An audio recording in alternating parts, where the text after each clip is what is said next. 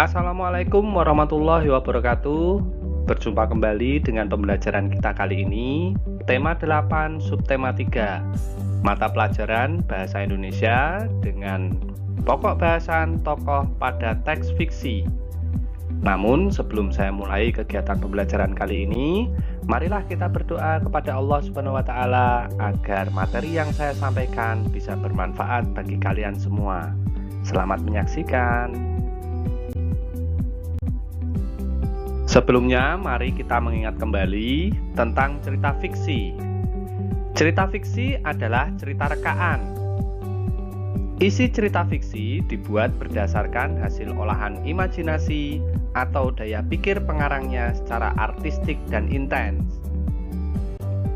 Cerita fiksi diwarnai oleh kultur, pengalaman batin, filosofi, religiositas, dan latar belakang pengarang yang lainnya. Serta cerita fiksi diolah berdasarkan pandangan, tafsiran, kecerdikan, wawasan, dan penilaian pengarang terhadap berbagai peristiwa, baik yang nyata atau hasil rekayasa pengarang. Tokoh-tokoh dalam cerita fiksi. Yang pertama adalah tokoh utama. Adalah tokoh yang memiliki peran utama, selalu ditampilkan secara terus-menerus, dan selalu mendominasi cerita. Sedangkan tokoh yang kedua adalah tokoh pembantu, yang biasa disebut dengan tokoh figuran. Dimunculkan sesekali dalam cerita untuk menghidupkan cerita atau sekedar pemanis cerita. Penokohan, ada tokoh protagonis, biasanya bersifat baik hati. Lawannya adalah tokoh antagonis, bersifat jahat.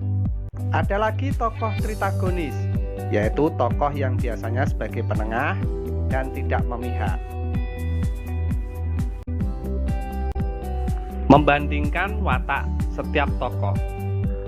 Tokoh termasuk unsur utama dalam sebuah cerita, dan tokoh-tokoh tersebut mempunyai watak dengan tujuan untuk menarik perhatian pembaca. Pengarang menyampaikan watak tokoh melalui cara langsung dan tak langsung. Penyampaian secara langsung atau biasa disebut dengan penyampaian analitik adalah melalui pengarang sendiri. Pengarang akan mendeskripsikan seseorang tokoh melalui penjelasan berupa kalimat-kalimat. Penyampaian watak secara tidak langsung adalah melalui pikiran tokoh, percakapan antar tokoh, tindakan tokoh, serta pendapat tokoh lain. Melalui pikiran tokoh, pengarang akan memberitahu kita watak, yaitu dengan cara bagaimana tokoh itu berpikir atau berasumsi terhadap suatu hal. Melalui percakapan antar tokoh, biasanya kita bisa dengan menilai tokoh berdasarkan perkataan-perkataan sang tokoh pada saat bercakap-cakap dengan tokoh lainnya. Melalui tindakan tokoh, biasanya kita bisa membaca bagaimana perilaku yang ditampilkan oleh tokoh tersebut, serta melalui pendapat tokoh lain. Biasanya, tokoh lain akan berpendapat, akan memiliki pandangan, ataupun berkomentar tentang tokoh tersebut. Cukup sekian yang bisa saya sampaikan.